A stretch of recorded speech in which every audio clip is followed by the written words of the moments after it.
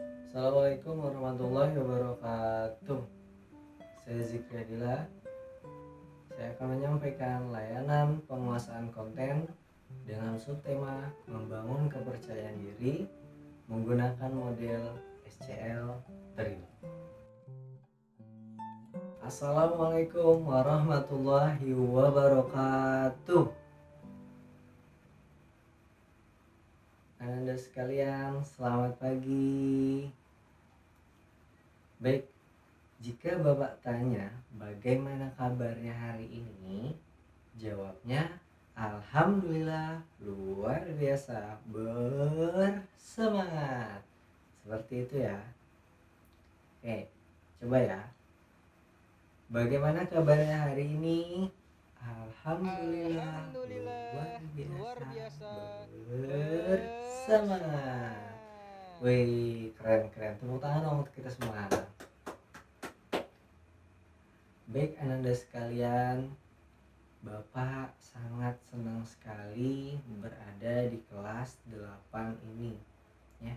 Jadi Bapak ini berasa bertemu dengan teman sebaya ya.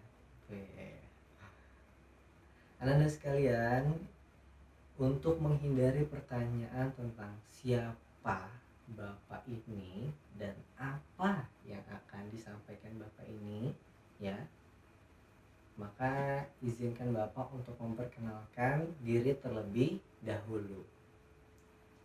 Nama Bapak adalah Zikri Adila.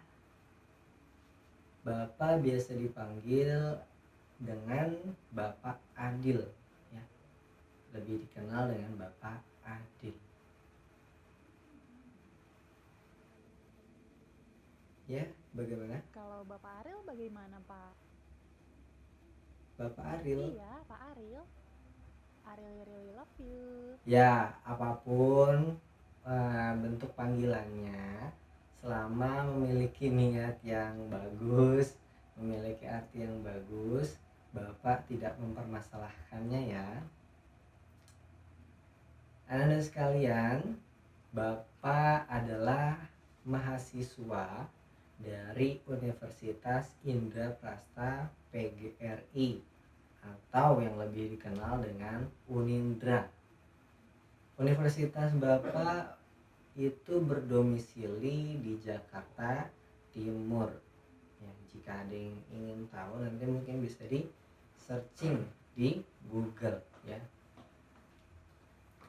Ananda sekalian, Bapak juga mengambil program studi bimbingan dan konseling atau yang lebih dikenal dengan BK. Tahu ya BK ya?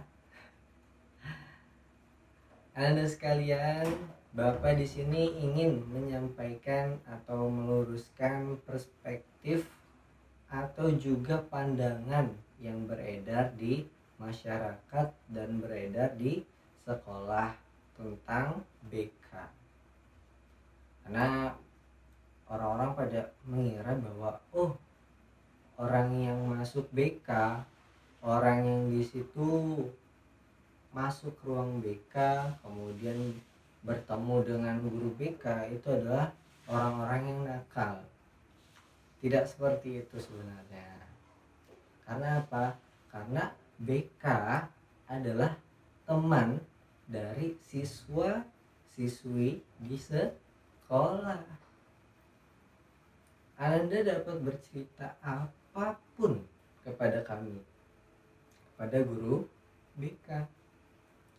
Ya, mungkin di situ tentang pendidikan, tentang masalah belajar, tentang lingkungan keluarga sekalipun. Ya, tidak perlu merasa sungkan untuk menceritakannya. Anda juga tidak perlu khawatir atas kerahasiaannya. Mungkin nanti kalau saya cerita, saya takut ceritanya nyebar kemana-mana. Tenang, tidak usah khawatir. Karena apa? Karena apa yang telah Anda ceritakan kepada kami ya, itu adalah sebuah amanah, itu adalah sebuah tanggung jawab yang harus kami jaga. ya. Tapi kami meminta kerjasamanya nih dari Ananda sekalian. Ketika Ananda datang kepada kami, ya, atau bahkan ke siapapun, ya, yang sifatnya lebih tua, yang umurnya lebih tua di atas kalian, ya, supaya kalian bisa menyampaikannya dengan tutur kata dan juga perilaku yang baik, ya. Jadi datang kemudian cerita, ya, supaya dengan kalimat yang baik, kemudian dengan perilaku yang baik juga tentunya.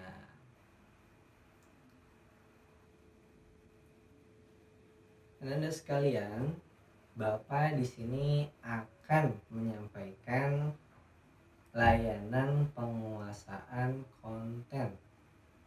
Kira-kira sudah ada yang tahu belum apa itu penguasaan konten? Sudah ada yang tahu? Saya, Pak, Ya, silakan. jika sepengetahuan saya, penguasaan konten itu berarti suatu keahlian yang telah kita kuasai. Iya, sudah bagus ya. Kurang dikit lagi. Mungkin dari temannya ada yang ingin menambahkan? Tidak ada?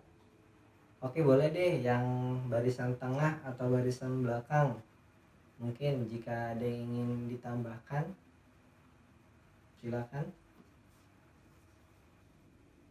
Tidak ada? Ya sudah, Bapak tambahkan ya. Tadi udah benar itu, ya. Tinggal sedikit. Penguasaan konten adalah suatu keahlian atau kompetensi tertentu yang dapat kita raih. Tujuannya apa? Tujuannya keahlian itu dapat kita miliki agar menjadi nilai lebih untuk kita, ya. Agar di situ menjadikan kita mandiri. Seperti itu. Baik Ananda sekalian, sebelum Bapak memulai menyampaikan materi ini, alangkah lebih baiknya kita panjatkan doa terlebih dahulu ya. Baik, silakan dipimpin doanya untuk tua kelas. Ya, silakan. Bersiap, berdoa, mulai.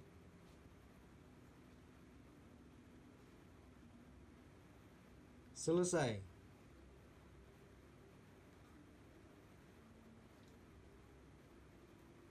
Baik Ananda Ali ya. Baik Ananda Ali, terima kasih atas pimpinan doanya ya. Ananda sekalian, materi yang akan Bapak sampaikan adalah membangun kepercayaan diri. Kira-kira ada yang sudah tahu belum membangun kepercayaan diri itu apa? Ya, ada yang tahu? Angkat tangan ya kalau sudah ada yang tahu. Ya sudah. Kalau begitu nanti ya akan Bapak sampaikan apa itu membangun kepercayaan diri. Kemudian bagaimana cara-caranya atau kiat-kiatnya, tips-tipsnya untuk dapat meraih kepercayaan diri. Tapi sebelum Bapak memasuki materi, Bapak memiliki sebuah cerita. Kira-kira ada yang ingin mendengarkan atau tidak nih? Ingin, Pak. Ingin ya? Baik. Jadi pada zaman dahulu kala ada seorang pedagang, ya. Katakanlah Bapak A. Bapak A ini memiliki sebuah toko, ya. Kemudian ada kurirnya dan ada pelanggannya. Kemudian sang pelanggan atau Bapak B, gambarannya Bapak B ini telepon sama Bapak A. Bapak A atau pemilik toko, saya ingin membeli ini dan ini. tolong diantarkan ke rumah saya. Oh ya sudah, tunggu ya, nanti akan dikirimkan melalui kurir.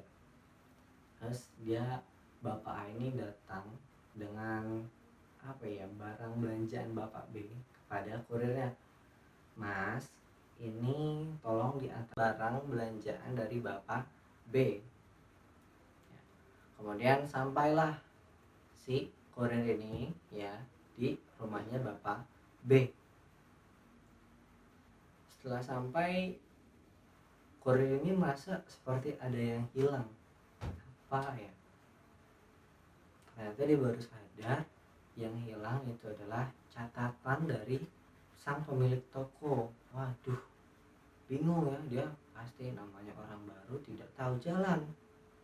Terus dia nangis. Nah, ditanya sama bapak B, Mas, kenapa nangis? Saya nggak tahu jalan, Pak. Saya tadi dikasih catatan, cuma catatannya hilang. Walah, ya sudah, tunggu di sini ya. Terus akhirnya diberikanlah catatan. Ya, nih, Mas, ikuti catatan yang saya berikan.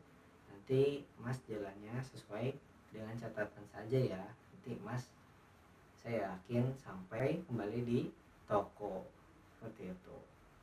Ya, akhirnya singkat cerita juga, sang kurir ini sampai kepada tokonya kembali.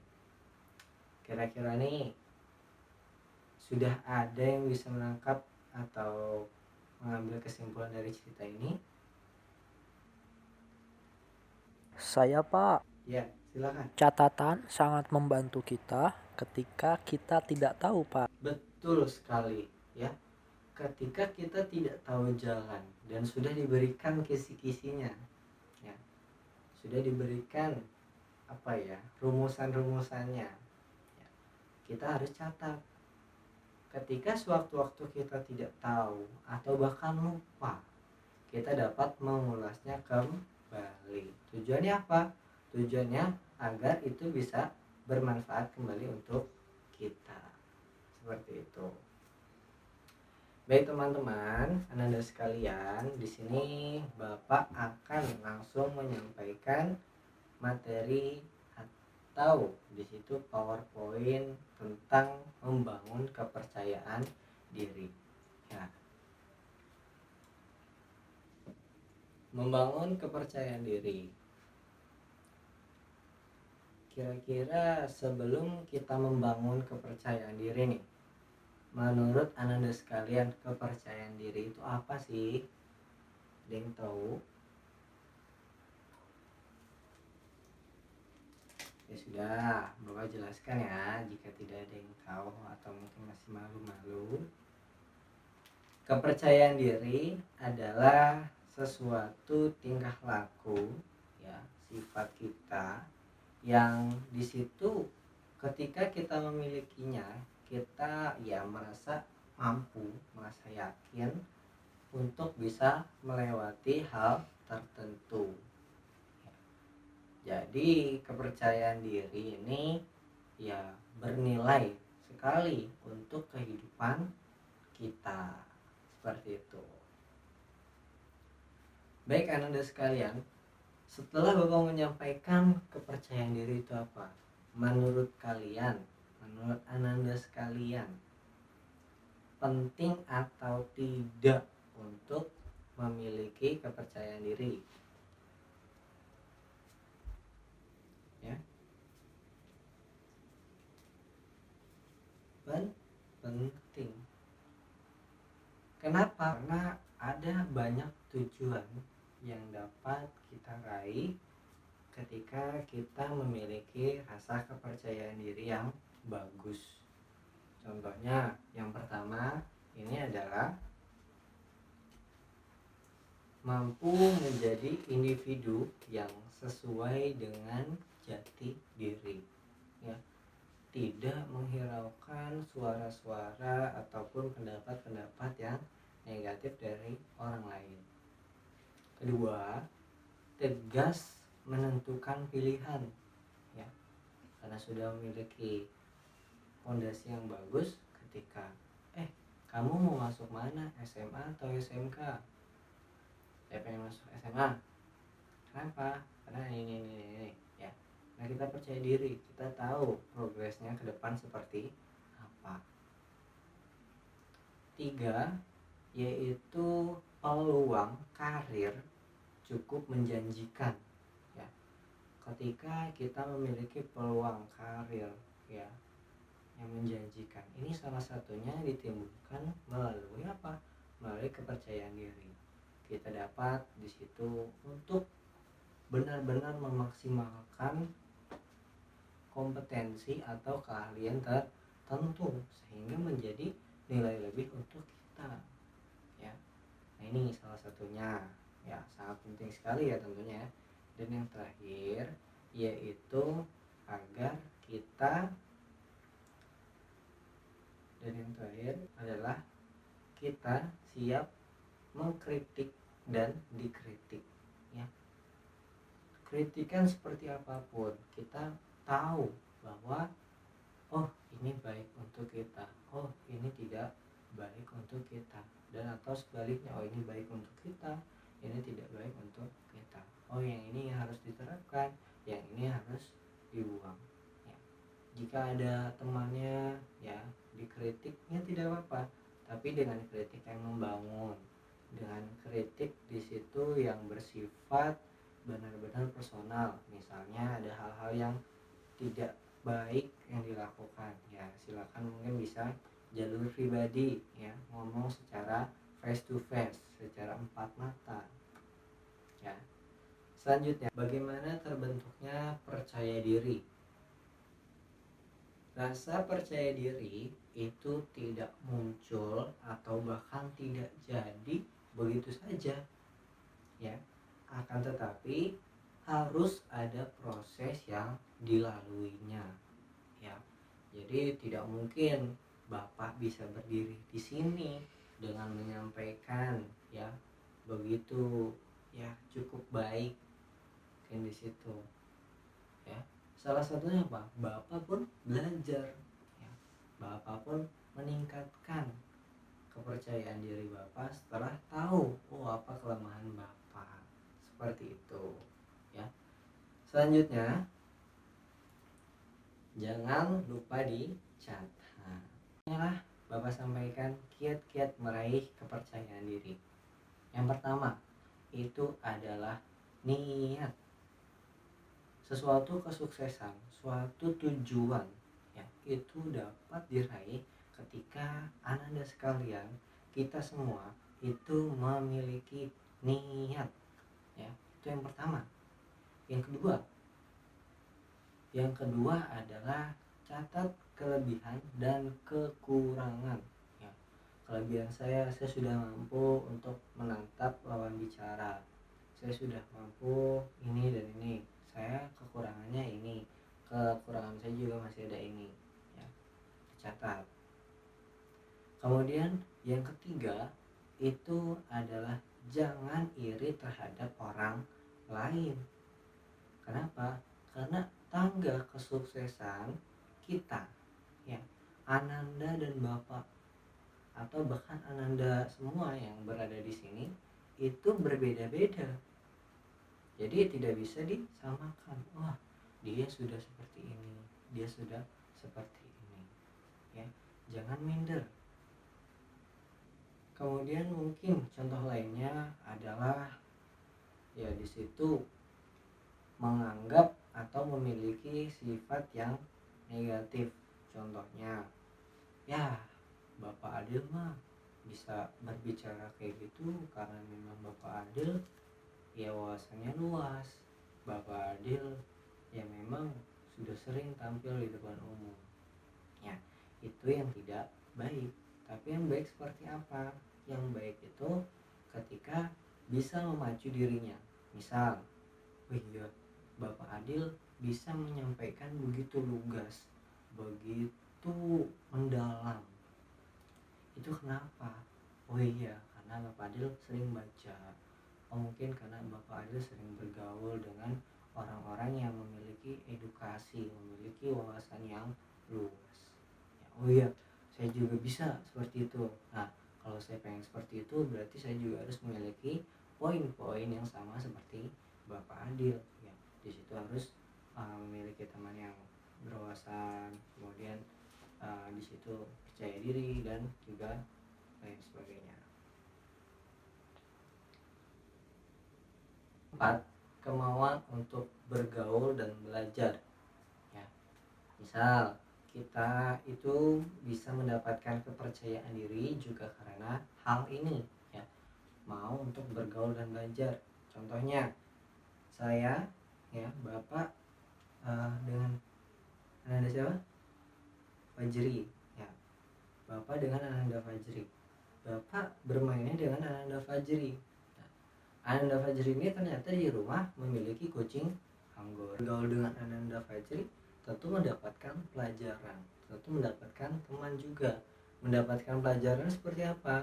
Bapak tahu apa makanan yang boleh dikonsumsi untuk kucing Anggora, bagaimana cara memandikannya, bagaimana perawatannya ya. Bapak mendapatkan ilmu, semakin percaya diri ketika di situ tahu, wah ini kucing Anggora nih, oh cara kucing Anggora memandikannya seperti ini dan lain sebagainya. Yang kelima, memberanikan diri membuka obrolan ya. Jadi jangan sampai kita pasif nunggu aja untuk ditanya ya. Jadi kita harus aktif. Gimana kabarnya ya, halo, siapa namanya, boleh kenalan. Jika kita sudah membuka obrolan, akan ada obrolan-obrolan yang lainnya, dan tentunya hal ini nanti akan menjadikan kita semakin pede ya, semakin percaya diri. Yang terakhir yaitu selalu berusaha untuk menambah teman. Kita yang sudah memiliki teman banyak itu sudah bagus ya, tapi alangkah lebih baiknya dalam suatu kebaikan kita tidak pernah merasa puas ya. Kita harus selalu meningkatkan kebaikan-kebaikan, salah satunya dengan mencari teman ya. Teman kita yang sudah berteman dengan lama, jangan sampai di situ porsinya kalah dengan teman yang baru. Kalau bisa harus sama-sama seimbang. Betul sekali anak-anak sekalian. Baik, anak-anak sekalian, itulah yang dapat Bapak sampaikan. Poin-poinnya yang terakhir Bapak harapkan dapat bermanfaat untuk Ananda sekalian ya. Dan Bapak ingin menyampaikan sebuah kalimat yang menurut Bapak sangat luar biasa, yaitu no sweet without sweat. Jadi tidak ada yang manis tanpa berkeringat. Jadi kita tidak akan mencapai suatu hasil apabila kita tidak pernah berproses, apabila kita tidak pernah berjuang. Dan Bapak juga ingin menyampaikan bahwasanya mari berproses, jangan berprotes. Insya Allah itu yang dapat Bapak sampaikan. Mohon maaf apabila ada tutur kata atau perilaku yang kurang berkenan di hati Anda sekalian. Bapak mohon dibukakan pintu maaf yang sebesar-besarnya. Assalamualaikum warahmatullahi wabarakatuh.